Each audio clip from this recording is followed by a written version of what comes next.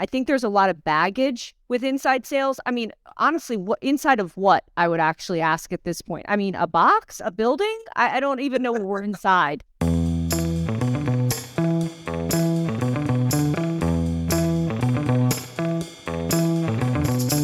Welcome back, everybody, to this week's RevOps Podcast. I'm Alistair Woolcock, CSRO here at Revenue.io, joined with co-host Howard Brown, founder and CEO, and one of the pioneers of all things revenue science. Today, we are thrilled to have with us Joy Rowan. Joy is Vice President of Remote Sales at AmerisourceBergen, one of the world's leading supporting human and health companies, dealing with, Joy, correct me if I'm wrong, but a huge amount of the supply chain of healthcare, the efficiency side, accessible medications. Is a global, complex business. And as we're about to discuss, an even more complex sales side to the business as well. So Joy, welcome. We're thrilled to have you with us. Thank you. Thank you for having me. Welcome, Joy. Hi, Howard. Good to see you again. You too. Well, look, Joy, we want to dive in today and start with almost a simple statement and dive deep. Are we looking at the end of inside sales teams? And as you and Howard both think about that statement, I want to give a couple ideas for our audience to think through here. Right now, when we talk to chief sales officers, chief revenue officers, 3/4, in fact, about 74%, are currently updating seller competencies for virtual selling. Of that, around 43% are completely remapping how they are dealing with both digital technologies, engagement technologies, and virtual buying. And the reason for that is because despite us coming out of the pandemic, we are continuing to see a rise of virtual selling. And the world is blending all of the roles of field sales and inside sales together. Joy, Howard, are we at that end? I'm going to say, gosh, I hope so. And I only mean that, and I hope the word inside sales is dead, because what we are, we're evolving and growing and changing into something much better and much different. I think there's a lot of baggage with inside sales. I mean, honestly, what inside of what, I would actually ask at this point. I mean, a box, a building? I don't even know what we're inside. I mean, what are we inside? So is remote selling, is virtual selling dead? Absolutely not. You just named it and everybody knows it. But it's not the inside sales of 5 or 10 years ago. At least in my vision and my belief, it's evolving and changing into something much more sophisticated, right? So it's really blending the efficiency and scale of remote with taking the tools and technologies that we have, that we didn't have anything like this 5 or even 10 years ago, into creating a different selling experience and a customer experience. And so it's leveraging the power of the remote, the power of the tools and technologies to actually give us more human interaction, more sales interaction, not less. And that's really, for me, the key. And that's why, for me, it's also, I think there's a lot of baggage inside sales, that it's, like I said, this like production quality. And that's the other thing I think we've learned, is that not all sales is that either. I mean, maybe that's certain types of sales, but now we see hybrid and remote sales, very sophisticated, high level and organizational sales. So I don't think inside sales is what we are anymore. Yeah, I would fully concur there. Joy, when I think about inside sales, I'm old enough to remember when they used to call it telesales. And that was to sort of make it sound better. And the idea of cold calling obviously had a lot of stigma to it. I think where we have evolved to now with the idea of virtual or remote, let's face it, we have incredible technologies today that can deliver insights, that can augment the sales process, that can deliver better visibility for our sales organizations, our support organizations, to best help our customers.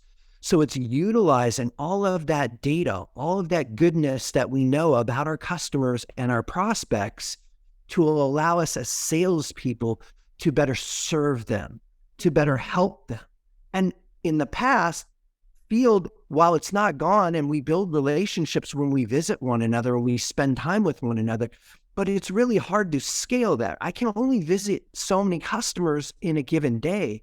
Now, with all of these tools that are available, we're sitting here on a Zoom meeting, our ability to connect and make sure that we have the kind of conversations so that we can deliver value, so that we can better understand what your needs are critical. So I believe that we're arming sales teams, go-to-market teams with tools to make them better.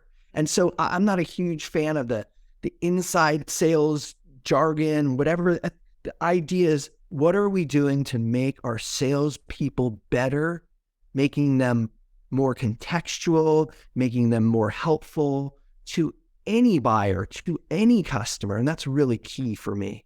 Yeah. And I agree with you, Howard. And I'm not surprised, given your background as a clinician, that the humanness comes through, right? And I think that's the key for me, is that we have the technology and tools now to still allow the humanness to come through. And that's the key, right?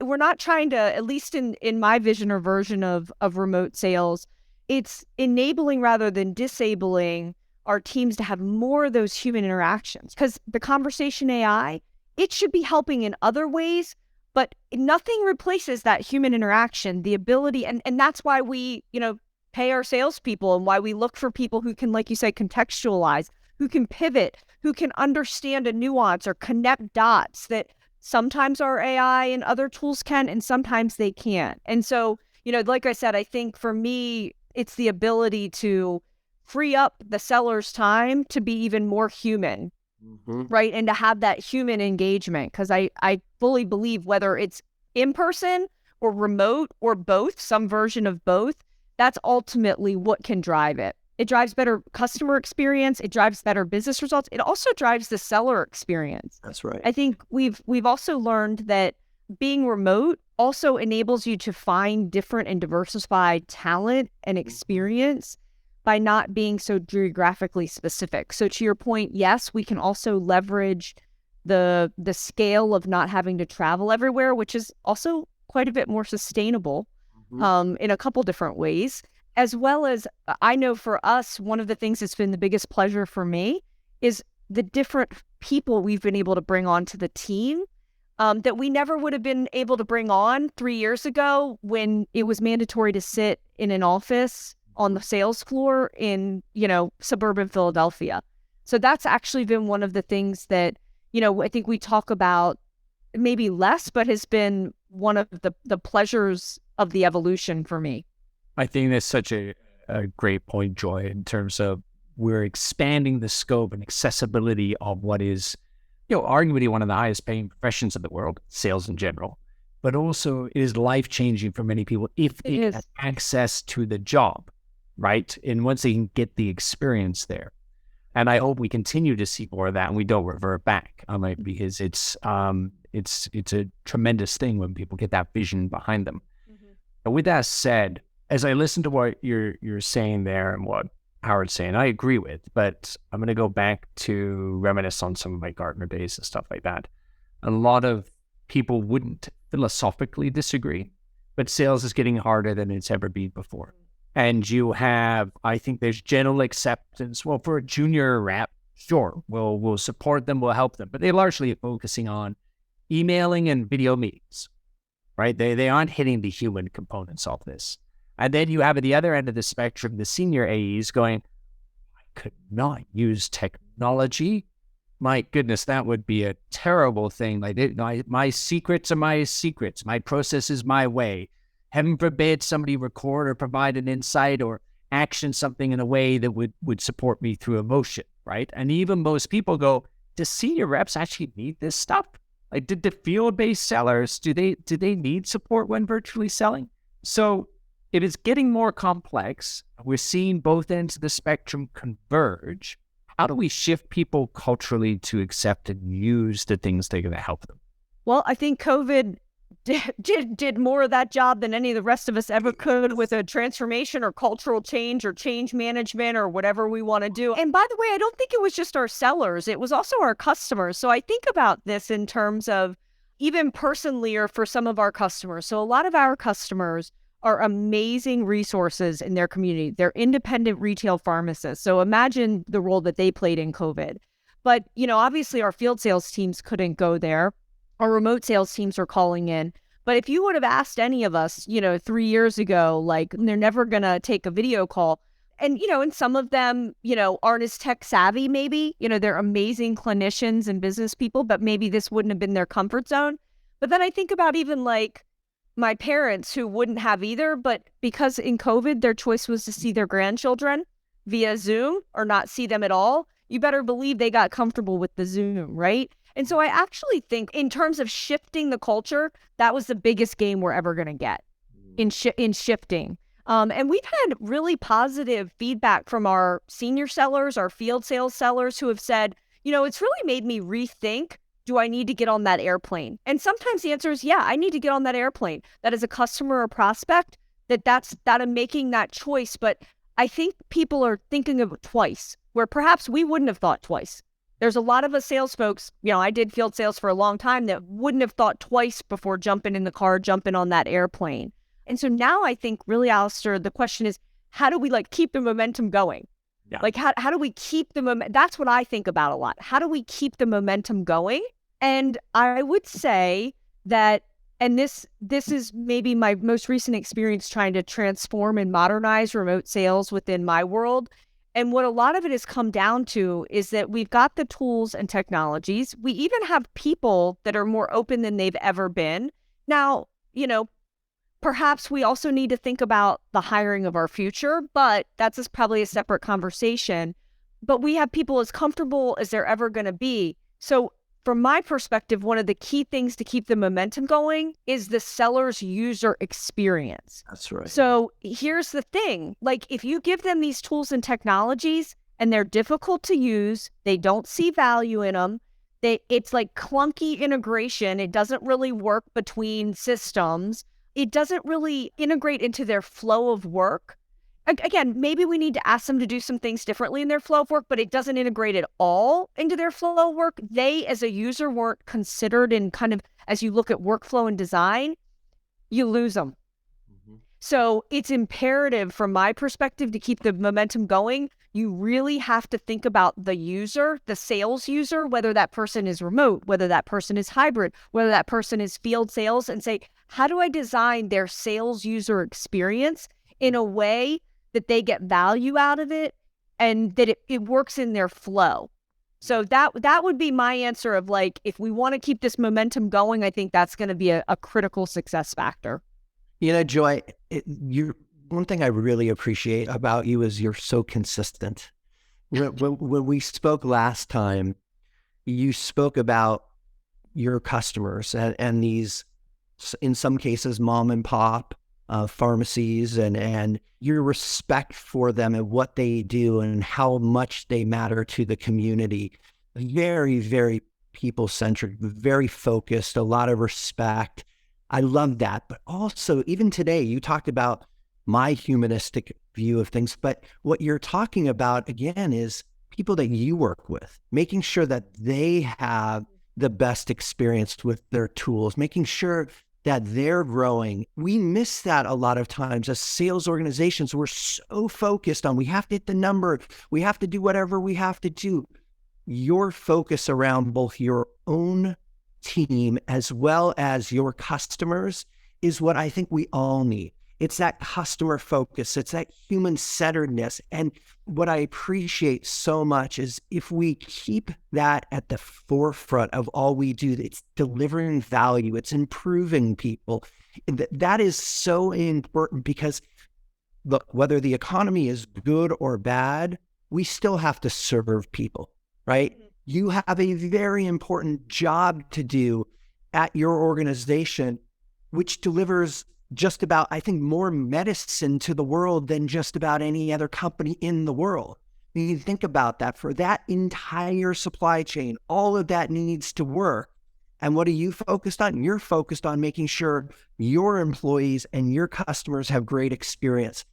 It was a joy to talk to you, not to use joy, but it was one of the reasons I was so excited to have you join us today. You're consistent, you're focused, and it's about delivering exceptional experiences on both ends. So I just wanted to say that. Oh, thank you. Thank you, Howard. I appreciate that. That's very kind. And there's a quote, like it's a George Merck quote, and he always said, if you focus on the patients, if whenever we focused on the patients, the profits have inevitably followed. And I would say the same thing when you focus on the people, whether you're talking about your end users or your clinicians or patients or your own team, when you focus on the people, my experience in 25 years of sales in healthcare sales is the rest has ended up working itself out. You know, I'm certainly not the first person to say it, but when your sales users are happy and productive, they have a good experience. They're giving your customer an excellent experience. And I've sold a lot of things. I've spent a lot of time in sales and healthcare, and I've never failed to see when those two things align. I've never failed to see the business results follow. Yeah. So I just inherently believe that, you know, that's how it works. And when I've seen it not go as well, one of those two things or both of them are misaligned or broken. 100%. And you're right. Like in our business, like there is no room for there's not a lot of room for error, and there's not a lot of room for not getting it right and for not servicing these customers. Our customers service our communities, who are us. You know, I want my mom to be able to go to the pharmacy. I need to be able to pick my kids, you know, antibiotic up later tonight. And I think we can all appreciate that. It's not so I think we do take that very seriously.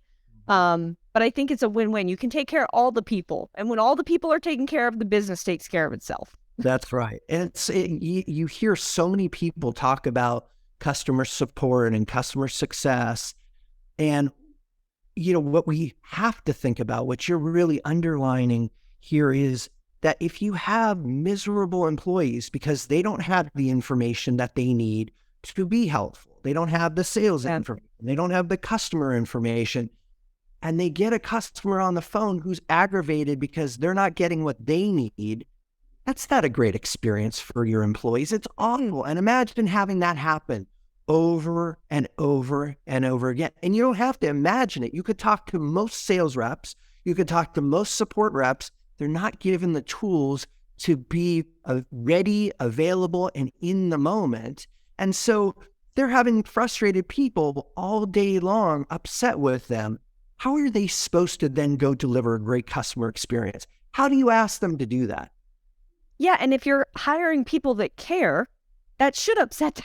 You know, they should want to be able to do better, you know, do better than that. So then as organizations and as leaders, it becomes imperative that we do better for that, right? Like we set those conditions. And and that sounds so easy. I think actually that's what most people want. I think that's what most companies want. I think that's what most leaders want for their people. I will say it is far harder to execute that in reality, you know, than it sounds. I think on one hand, the increase of technology and technology stacks has given us far, far greater benefits and things that we can do that we couldn't do before.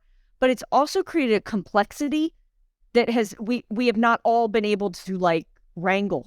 Mm-hmm. You know, at least that's certainly, you know, big on my, like I feel like some days I have all the tools that I need. Like I've got all these different tools, and yet it's like they're, you know, two of the tools are in my garage. One's across the street with the neighbor. He hasn't returned it yet.